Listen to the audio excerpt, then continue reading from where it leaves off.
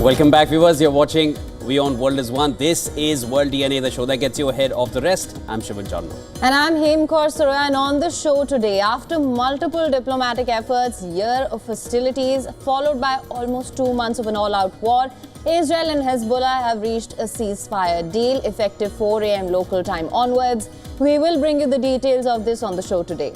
Also on the show, Pakistan's Tehreek-e-Insaf. The party has called off protests in Islamabad following the government's crackdown. 3 days after the march was launched, the party says plans for the days ahead will be announced soon. Bushra Bibi and Khan's key aides fled the scene. We will bring you all the details from Islamabad as well. This and a lot more lined up for you right here on World DNA. Let's start with that.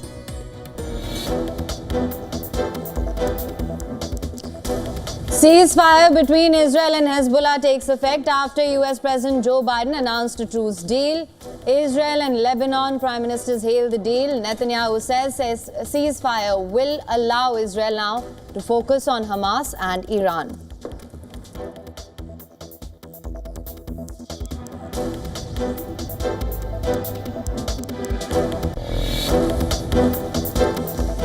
Lebanon's Hezbollah claims it launched drones at sensitive military targets in Tel Aviv in response to the deadly Israeli strikes in Beirut as news of a ceasefire deal was announced.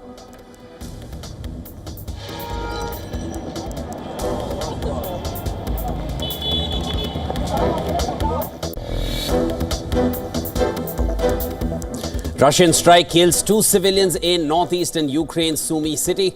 President Zelensky says a rescue operation is underway at the site after a multiple launch rocket system strike hit a car service station.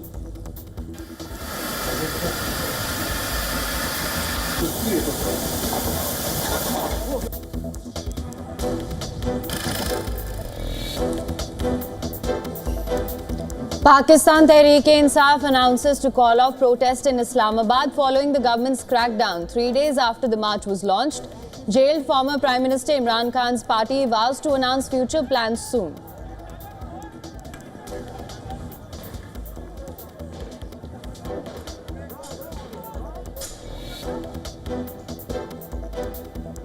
One dead in Bangladesh as security forces clash with supporters of an arrested Hindu leader after he was denied bail on sedition charges. ISKCON monk calling for protection of minorities was arrested on Monday.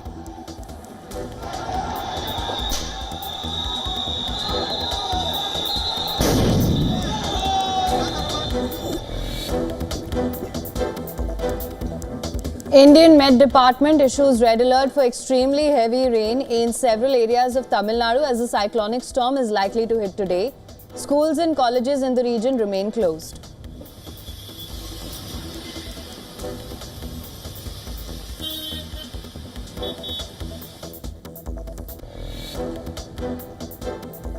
Robert Lewandowski joins Lionel Messi and Cristiano Ronaldo as the only player to score 100 goals in the Champions League. The Polish striker nets twice as Barcelona beat Brest 3-0.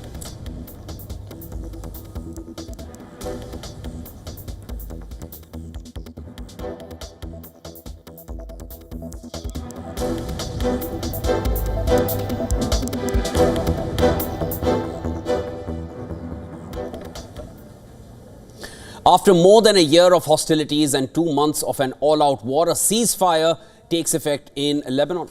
The Israeli government has approved a truce with Hezbollah in Lebanon, and Prime Minister Benjamin Netanyahu has thanked the US President Joe Biden for his involvement in securing the agreement. Now, the United States is Israel's key ally and military backer, and Biden has hailed the deal as good news and a new start for Lebanon. He spoke at the White House after Netanyahu's office said his ministers had approved the deal. 10 ministers voted in favor and 1 against. Netanyahu says a ceasefire with Hezbollah will allow Israel to focus its attention on Hamas and arch enemy Iran. On the other hand, Biden and French President Emmanuel Macron believe the ceasefire will protect Israel from Hezbollah and create conditions for a lasting calm. In a joint statement, Washington and Paris have said that they will ensure the deal is fully implemented. Netanyahu has vowed that Israel will implement a ceasefire deal but will respond forcefully to any violation. In a televised address, Netanyahu said, I'm quoting here, the length of the ceasefire depends on what happens in Lebanon. This is what is happening in Lebanon at this point. The announcement followed the heaviest day of raids on Beirut since Israel stepped up its air campaign in Lebanon in late September. The raids included a series of strikes in the city's center. Hours ahead of the ceasefire taking effect, the Israeli army ordered the evacuation of residents in central Beirut and the southern suburbs of the city.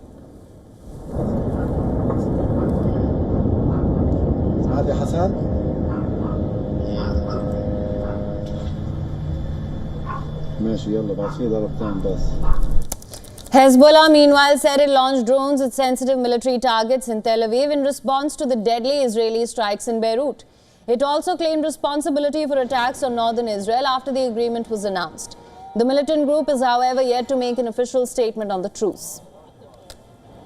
The Hezbollah also did not participate directly in the ceasefire talks, and Lebanese parliamentary speaker Nabi Berri was mediating on its behalf. The UK, the EU, Germany and other nations have hailed the truce deal in hopes that it will bring a halt to the unrest and provide some measure of relief to civilians. The United States is now moving towards a new push for a ceasefire in Gaza. As he welcomed the Lebanon ceasefire, Biden said the United States would lead a fresh effort to secure a truce in Gaza, along with Turkey, Egypt, Qatar, Israel and others.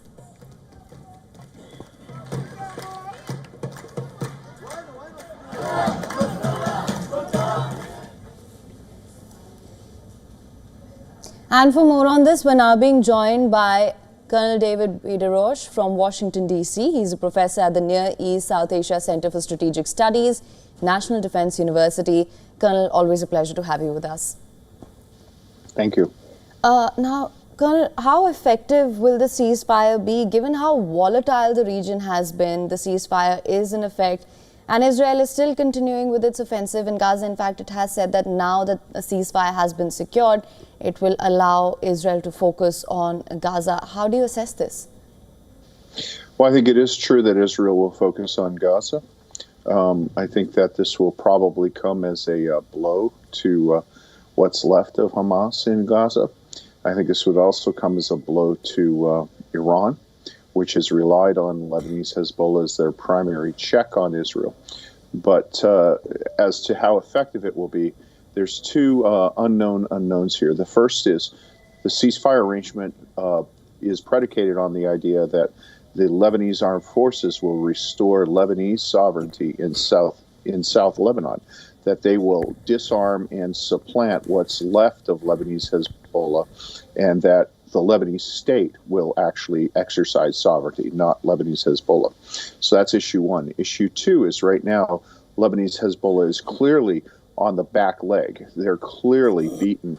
The question is, since they're not direct participants in this negotiation, will they actually abide by the ceasefire in the long term, or will this just provide them breathing room to rearm, refit, and resume the campaign?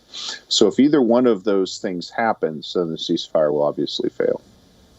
Colonel, given the fact that, now that Israel is going to focus on Hamas in Gaza, and I just wanted to, highlight the cyclical nature that it may take, and I wanted to then get your thoughts on this, that the fact that Israel went into Lebanon was because Hezbollah had been firing rockets at Israel. Hezbollah says it was firing rockets because Israel would not pull out of Gaza. Now that Israel is, perhaps now that the ceasefire will take effect, Israel will go back strongly into Gaza. And then again that cycle starts, that Hezbollah's reasons again come to the fore, that they will want to start attacking Israel. Do you feel Hezbollah will take that kind of stance yet again? Now that this ceasefire will happen, do you feel Hezbollah will revert to what it was doing ever since 8th of October last year?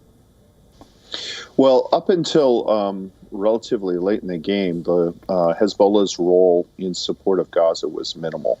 Hezbollah was not ready for October 7th. They were caught by surprise. And a lot of their action until relatively recently was really ineffective and performative. Bear in mind, Lebanese Hezbollah is a Shia movement and Hamas is a Sunni movement. There have been breaks between them in the past. In 2014, Hamas actually moved its headquarters out of Damascus and broke with Hezbollah because Hezbollah was taking the lead in saving the Bashar al-Assad regime in Syria and assisting them in basically ethnically cleansing fellow Sunni Muslims from Syria. So I think that this is a bad mood for Gaza, but I don't think that Israel's going to be moving a whole lot of military assets directly from Lebanon into Gaza. I think that that conflict has its own calculus and its own forces. I think that Israel's more likely to return these forces, most of whom are reservists, back to civilian life to try to restore normal life and heal the Israeli economy, which has taken quite a beating in the course of these two wars. Right, Colonel, I just want to come back to a point that you were making earlier about the conditions, the broader conditions for a truce as well.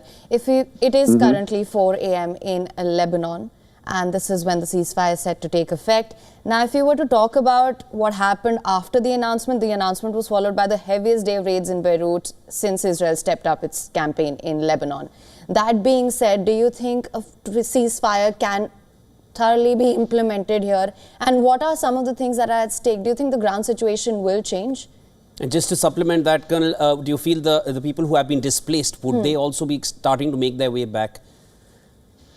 I think that they will make their way back, but I think the people who have been displaced are going to wait to see what happened. Obviously, they're fleeing conflict. So they're not going to go back until they're convinced that the conflict is not going to resume itself. So there's two parties to the conflict. The first is Lebanese Hezbollah. There's actually three parties. First is Lebanese Hezbollah. Second is the Lebanese armed forces. And the third is Israel. Israel, I think, has achieved most of its campaign goals. Lebanese Hezbollah's military structure has been pretty much destroyed in southern Lebanon and has been badly damaged in the rest of Lebanon. There's also been the supply lines that Lebanese Hezbollah gets from Russia, from Syria, from Iran have been interdicted and are going to be very difficult to reconstitute.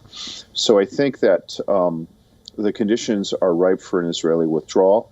And I think that if Israel does, in fact, withdraw, then I think those civilians will return. I don't think they're going to return while Israel is still in control of South Lebanon. So what the ceasefire envisions is that the Lebanese state will move in, the Lebanese armed forces will move in, Israel will withdraw, and Lebanese Hezbollah will not return. I think that refugees will start to return as the Lebanese armed forces secure South Israel. I don't think they're that concerned by any resurgence of Lebanese Hezbollah. All right, sir. Thank you so much for joining us and always sharing all your insights based on historical facts as well. It's always enriching to hear from you and always gives our viewers a better perspective of where things stand as of now and what may happen next. Always a pleasure speaking with you. That was Colonel David B. DeRoche joining us on World DNA. Very gracious. Thank you. Thank you. And Moscow is furious over Western discussions regarding potential nuclear armament for Ukraine. Well, this is escalating tensions in the already volatile 33-month conflict that continues to grip Eastern Europe. The Kremlin's sharp rebuke comes in response to mounting speculation about nuclear weaponry, revealing the precarious balance of global security hanging by a thread. Take a look at this report.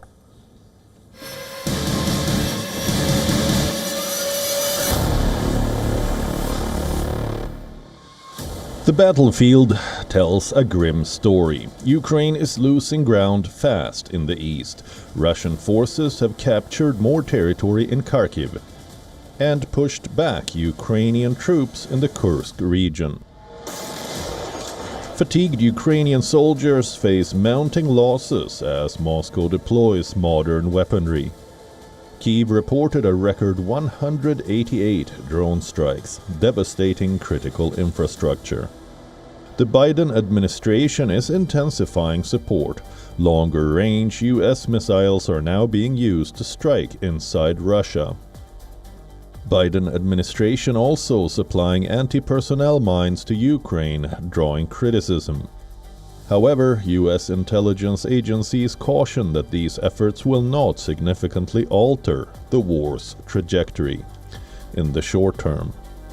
Moscow retaliated by firing a new experimental missile capable of striking most European cities.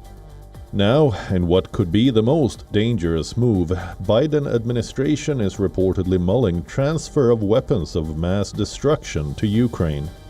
The Kremlin calls any suggestion of arming Ukraine with nuclear weapons absolutely irresponsible.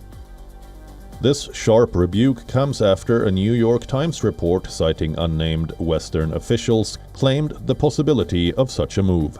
Former Russian President Dmitry Medvedev warns that supplying nuclear weapons to Ukraine would be considered an attack on Russia itself, grounds for a nuclear response. So where did Ukraine's nuclear weapons go? Ukraine surrendered its nuclear arsenal, the world's third largest after the Soviet Union collapsed, transferring it to Russia under international agreements. Now, whispers of reversing that decision are raising the stakes.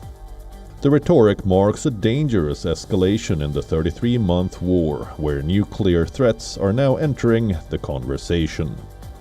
Bureau Report, WION World is One.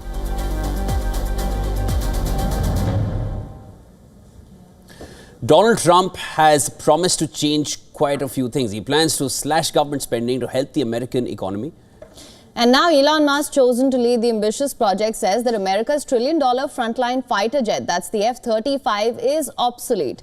Our next story tries to explain how valid or not Musk's claims are. Take a look.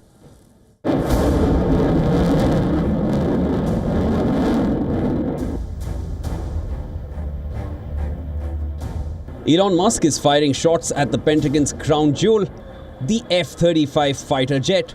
He calls it obsolete, a relic, a waste of taxpayer money. The F-35, built by defense giant Lockheed Martin, is history's most expensive weapons program. Costs have skyrocketed by 80%. It's over a decade behind schedule. Critical defects remain unresolved, yet the US government pours $12 billion a year into the program. Generations, and his rocket company is the only reason we can now send American astronauts into space. Musk, now at the helm of Trump's Advisory Commission for Government Reform, isn't holding back. He wants to slash spending and eliminate inefficiencies.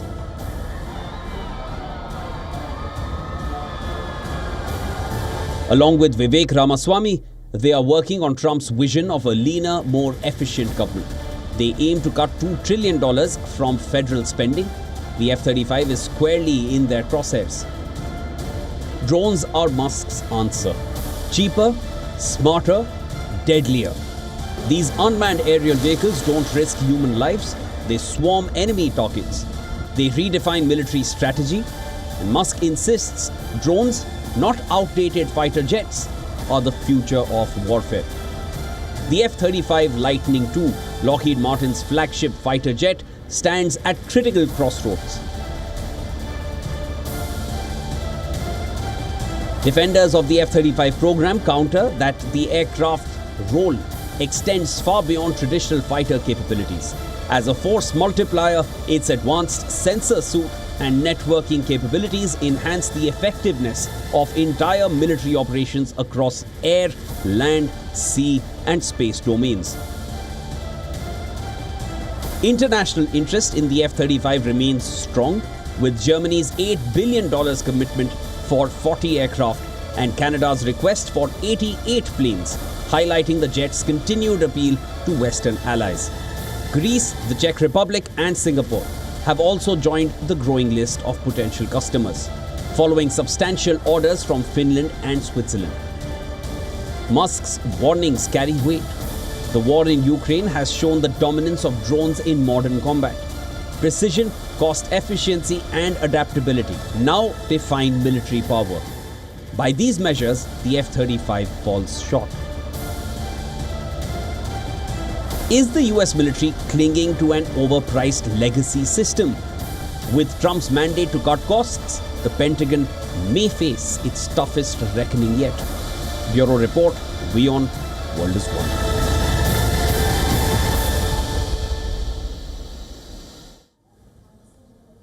Now, some more survivors have been rescued after a boat capsized off of Egypt's Red Sea coast. Now, they were greeted by local authorities in Marsa Alam. 4 bodies have been recovered and search efforts continue for 7 missing individuals.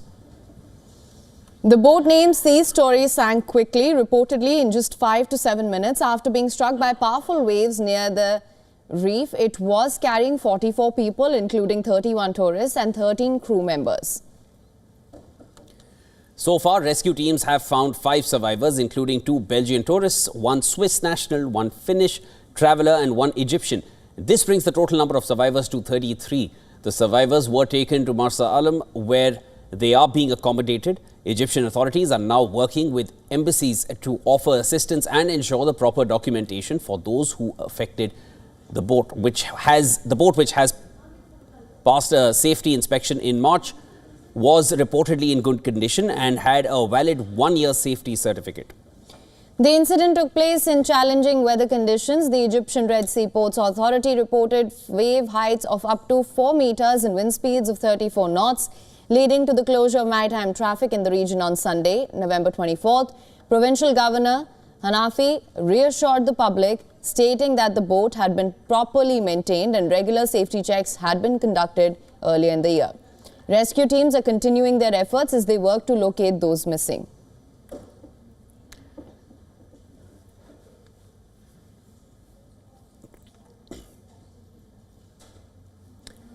African penguins are now on the brink of extinction, classified as critically endangered. Fewer than 10,000 breeding pairs remain worldwide, a big drop from 42,500 in 1991. Experts are demanding immediate action from the South African government to prevent these iconic birds from vanishing forever. The numbers are shocking. In just 3 decades, 97% of the African penguin population has been wiped out. Habitat loss, overfishing and climate change are the culprits. But main problem is nutrition. Penguins, once thriving in South Africa and Namibia, now face starvation as sardines and anchovies. Their primary food source becomes increasingly scarce.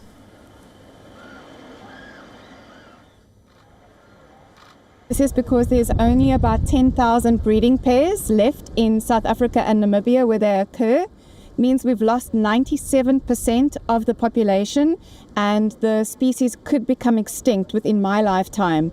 So it's something that really is a critical issue at the moment. Penguins abandon breeding when food supplies run out. Without urgent intervention, researchers predict the species could disappear from the wild by 2035.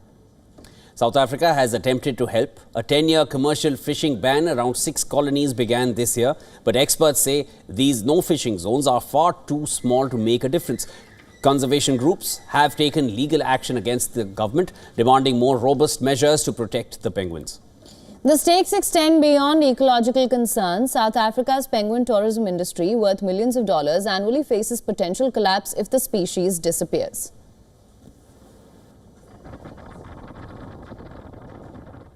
Endangered. We were up in Botswana and some of the safari camps and also near Kruger Park, and so many different things you're seeing are in danger. I mean, they're just being taken out, I guess is perhaps a bad word, but it's just a shame to see. The penguins here, are beautiful, and it's a shame that they're now critically endangered. And I just hope that there's a lot of activity taking place to try and help them. Seeing them, we're hearing that they're critically endangered actually kind of breaks my heart. And I think with COVID-19 and all the things that have happened, we have lost so much already and we continue to lose. And I think as people, we don't appreciate what we have until we have lost it. And with that, it's time now for a short break. Don't go anywhere. Him and I will be back with you on the other side of World DNA of this break. Well, on the other side, Pakistan's Tehreek-e-Insaf party has called off protests in Islamabad following the government's crackdown 3 days after the march was launched. We'll bring you a full report on this when we come back.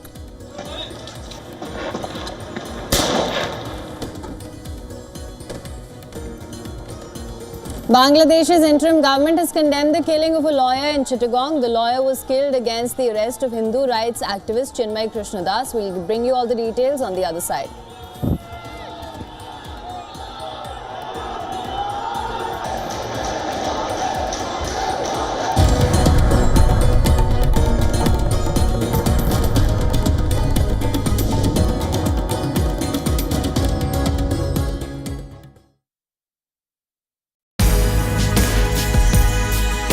WION brings you a special business talk show where we bring forth the stories of business leaders. From breakthrough technologies to visionary leadership, we will unlock the trends, the tactics, and dive into the minds of the industry's most influential leaders. WION brings you this special series to uncover what drives them in a candid talk show, WION Business Masters.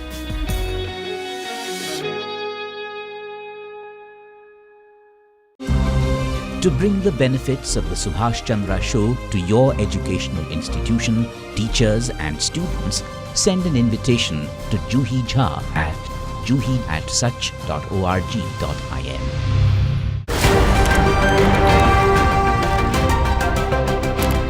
Ready to dive into your daily dose of news? Bringing you what's trending in the West and all that's setting trends in the East. And all of this served up with a side of insightful banter. We don't just bring you the latest stories. We bring you your talking points for the day.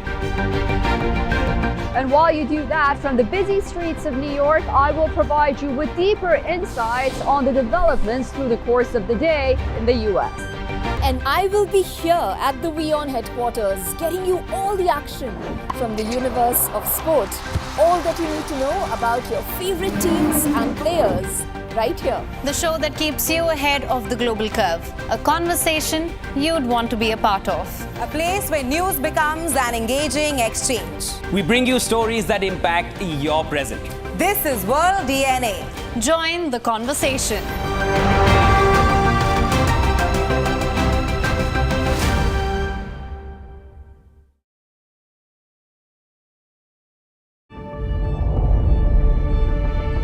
The Earth is sending distress signals. Wildfires, droughts, and melting glaciers. Can we reverse the damage? Explore the harrowing effects of climate change. It's a wake-up call. Global emergency. Climate Tracker on WION World is One. From the bustling trading floors of Wall Street to the vibrant exchanges of Asian stock markets, WION breaks it down for you to make sense of what's happening. As we reveal the key factors behind events, strategic battles, and the game-changing business decisions that shape the world.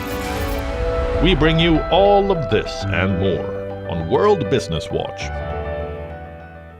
WION, India's global voice, the channel that brings you the biggest stories from across the world through India's lens. Now available in more than 190 countries worldwide, because we believe that the world is one. Watch us in Africa, Europe, USA and Canada, South America, Asia Pacific, Middle East and North African regions. Also available on these digital platforms across the world. WION, World is One. To bring the benefits of the Subhash Chandra Show to your educational institution, teachers and students, send an invitation to Juhi Jha at juhi@such.org.in.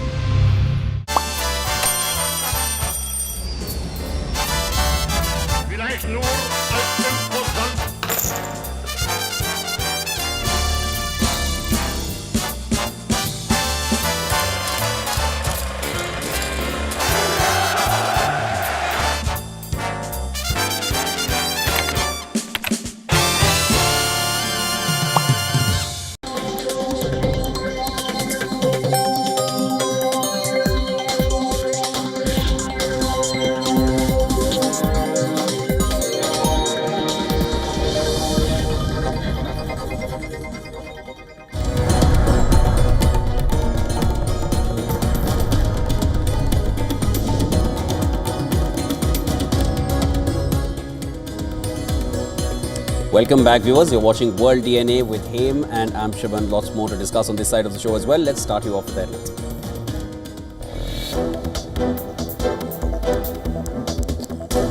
Donald Trump nominates an economist from Kolkata and Stanford-trained physician Jay Bhattacharya as Director of National Institute of Health, who advocates for NIH to increase funding for innovative research.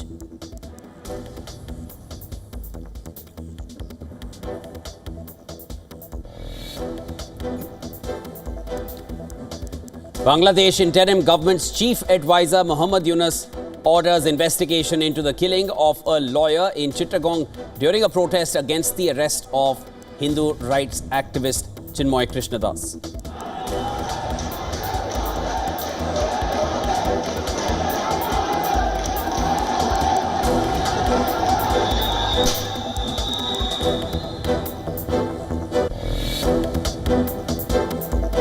Strike hits Beirut less than an hour before a truce between Israel and Hezbollah comes into effect. Israeli army ordered evacuation of residents as areas of central Beirut and southern suburbs of Lebanon's capital.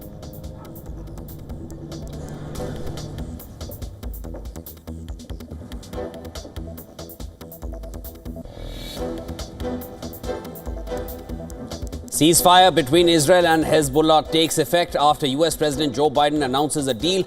Israel and Lebanon hail the deal. Netanyahu says ceasefire will allow Israel to focus on Hamas and Iran.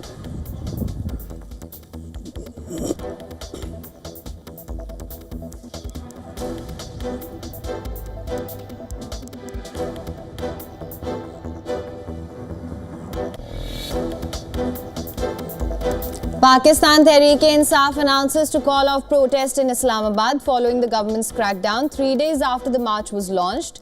Jailed former Prime Minister Imran Khan's party vows to announce future plans soon.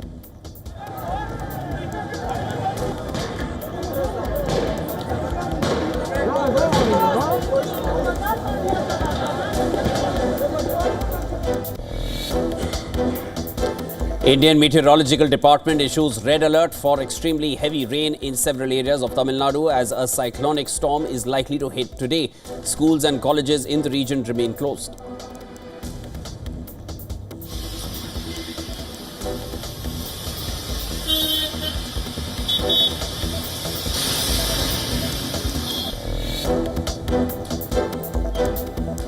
Robert Lewandowski joins Lionel Messi and Cristiano Ronaldo as the only player to score 100 goals in the Champions League. The Polish striker nets twice as Barcelona beat Brest 3-0.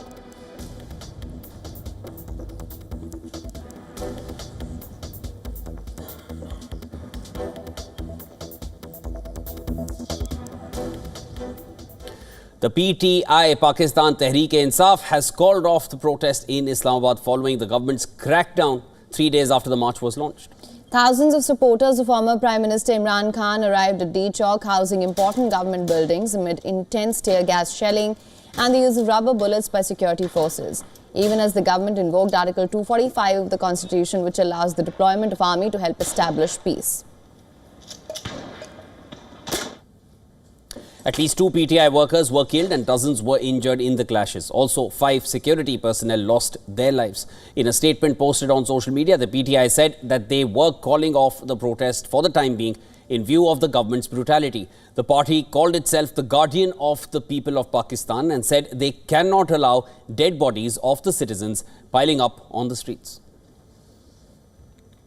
According to local media, the operation involving rangers and commandos and approximately 1,500 personnel from Punjab and Islamabad police resulted in the arrest of over 500 PTI workers. It's being reported that Khan's wife Bushra Bibi and his key aide Khyber Pakhtunkhwa Chief Minister Ali Amin Gandapur were also to be arrested, but they fled the site. In a press conference late on Tuesday night, Interior Minister Mohsin Naqvi confirmed that both Bushra Bibi and Gandapur remain at large.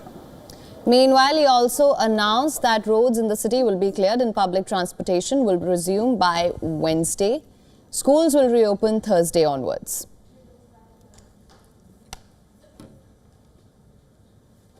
For more on this, a Pakistan Bureau Chief Anas Malik has sent us more details from Islamabad. Listen to this. While the PTI protesters have been pushed back in late-night action by the law enforcement agencies and personnel, and it will not be wrong to say that the PTI leadership had practically abandoned its workers. Bushra Bibi, the wife of Imran Khan, has been taken to a safe spot, quote unquote. She is not under arrest. This is what has been confirmed by Zulfi Bukhari, a close aide to former Prime Minister Imran Khan. Ali Amin Khan Gandapur, the Chief Minister of Khyber Pakhtunkhwa, he too is currently not under arrest, and this too has been confirmed by Zulfi Bukhari and also seconded by the Interior Minister Mohsin Naqvi in a late night presser. Now, the Minister for Interior Mohsin Naqvi, while addressing the press conference, has also said that schools will be reopened from Thursday, whereas today in the morning, early in the morning onwards, is when life in the country would be back to normalcy. And Bangladesh interim government's chief advisor Mohammad Yunus has condemned the killing of a lawyer in the port city of Chittagong. The lawyer was allegedly killed in a protest against the arrest of Hindu rights activist Chinmoy Krishnadas. Yunus has urged the people to keep calm and not to participate in untoward activities. Bangladesh government has ordered an investigation into the killing of the lawyer. The law enforcement agencies are on high alert across the country and tensions in Chittagong. 10 platoons of border guard Bangladesh are deployed in Chittagong in capital Dhaka. The lawyer identified as Saiful Islam Alif was allegedly killed, in the protest after clashes in Bangladesh's port city, as I mentioned, over the arrest of ISKCON leader Chinmoy Krishnadas by the authorities.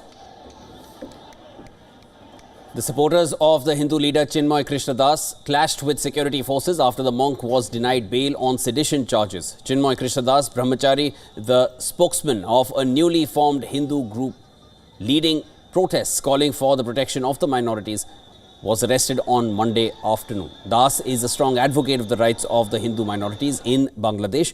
The detention comes amid tensions over minority rights in the country and has added fuel to the fire. The leader had a run-in with the law earlier as well. A case was filed against him in October after he led a rally in Chittagong city.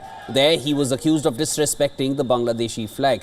Bangladesh police arrested Chinmoy Krishnadas Brahmachari, the International Society for Krishna Consciousness ISKCON monk, who after a complaint was taken into custody.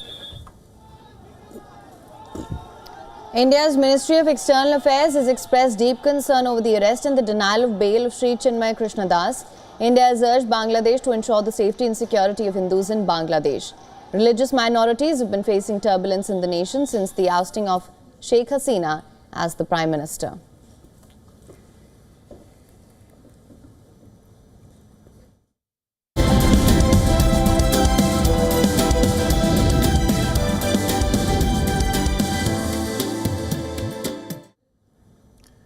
The United States is threatening a significant shake-up in its trade relations with Canada and Mexico.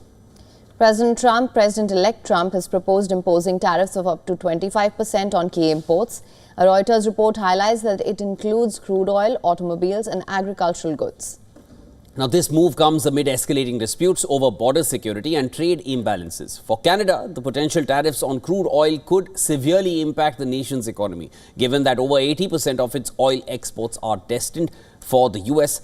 Meanwhile, Mexico, which relies heavily on automobiles and agricultural exports to its northern neighbor, could face severe economic repercussions.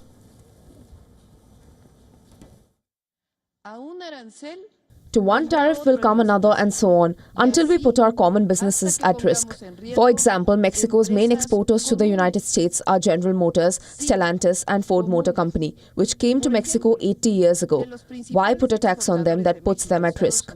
It is not acceptable and would cause the US and Mexico inflation and job losses. The proposed tariffs would have far-reaching consequences. Canadian crude oil exports, valued at over $90 billion annually, are a key target. For Mexico, auto exports worth nearly $55 billion and agricultural exports exceeding $25 billion annually face risks. Analysts warned that such tariffs could lead to higher prices for American consumers. disrupt supply chains and create uncertainty for businesses.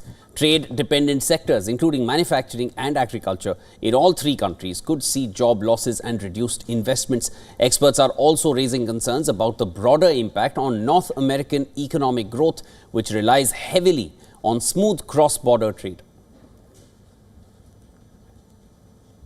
Clearly, there's a lot of automobile related activity that goes on between the United States, Mexico, and the United States and Canada. That's why I was saying it depends on how that's done, what's carved out, what's not carved out in terms of the tariffs. So again, until you see the actual details, it's hard to make an assessment as to where we're actually going with it. Now, this latest tariff proposal also carries political ramifications. Both nations are major trading partners for the US, with combined annual trade exceeding $1.5 trillion. Economists caution that disrupting these ties could weaken the region's global competitiveness. Meanwhile, the US administration defends the move, citing the need to address long-standing trade imbalances and border security concerns. As negotiations continue, the stakes remain high for North America's economic and diplomatic future.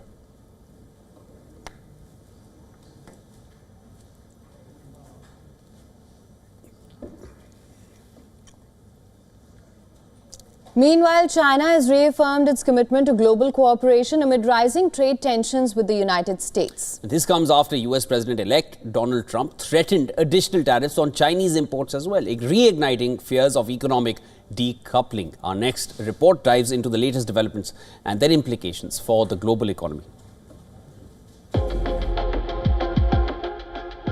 China has doubled down on its commitment to global supply chain stability in response to heightened US trade tensions. On the opening day of the China International Supply Chain Expo in Beijing, Vice President Hang Zheng emphasized the need for global collaboration to counter economic fragmentation and promote an open global economic system. Premier Li Qiang echoed these sentiments, criticizing protectionist actions for increasing costs and hindering shared progress. China, the world's top merchandise exporter, accounts for 15% of global trade and remains a vital player in international supply chains. However, President-elect Donald Trump has threatened to impose an additional 10% tariff on all Chinese imports, potentially escalating the trade tensions that began during his first term. The renewed threat of US tariffs is expected to weigh heavily on China's economy. S&P Global Ratings has lowered its GDP growth forecast for China, citing the anticipated impact on exports, investments, and overall economic stability. These tariffs, along with existing trade barriers, could further erode investor confidence and dampen global consumption. While Beijing has introduced stimulus measures to support growth, S&P noted limited fiscal expansion and minimal direct support for households. Meanwhile, American firms operating in China are grappling with economic uncertainties and heightened competition, adding to the strain on global supply chains. Beyond tariffs, escalating US sanctions on Russia have added complexity to China's trade strategy. New restrictions on financial systems could disrupt short-term trade between the two nations, potentially giving China more leverage in negotiations over the power of Siberia 2 natural gas pipeline. Analysts suggest that sanctions and economic isolation will drive Russia closer to China, shifting the balance of trade in Beijing's favor.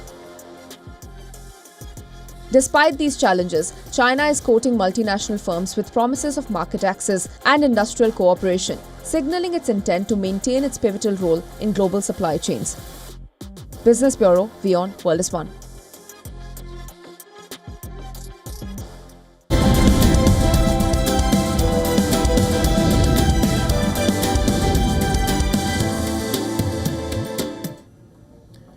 All right, next up, let's take a look at what's happening in technology. Here are the latest developments.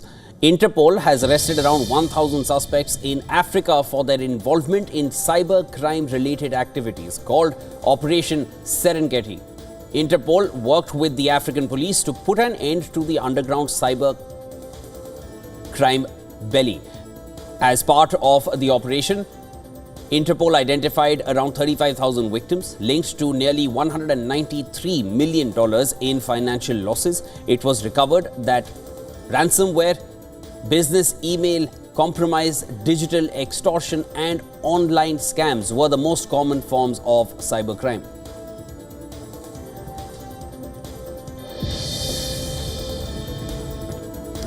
Several UK police forces are pulling back from Elon Musk's social media platform X due to concerns about its role in spreading violence and extremist content. In October, North Wales Police stopped posting on X. West Midlands Police has reduced its posts by 95% compared to last year, and Lancashire Police has cut its use by about 75%. Some forces still use X for updates like road closures, but prefer platforms like Facebook and Instagram for community engagement. This summer, X was used to spread misinformation on the fuel riots across Britain. The platform has also reinstated accounts previously banned for extremist content.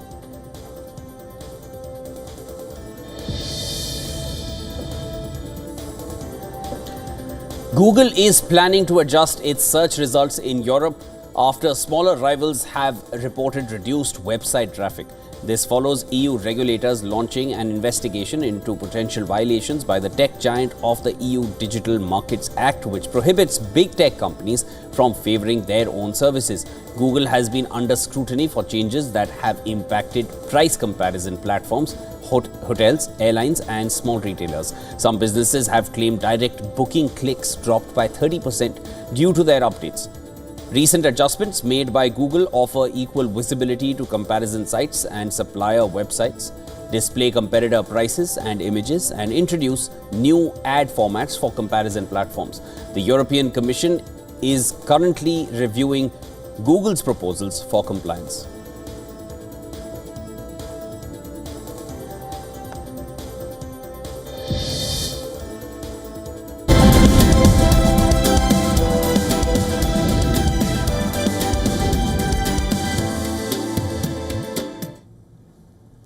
Manchester City blew away a 3-goal lead in 15 minutes to draw 3-3 against Feyenoord in the Champions League.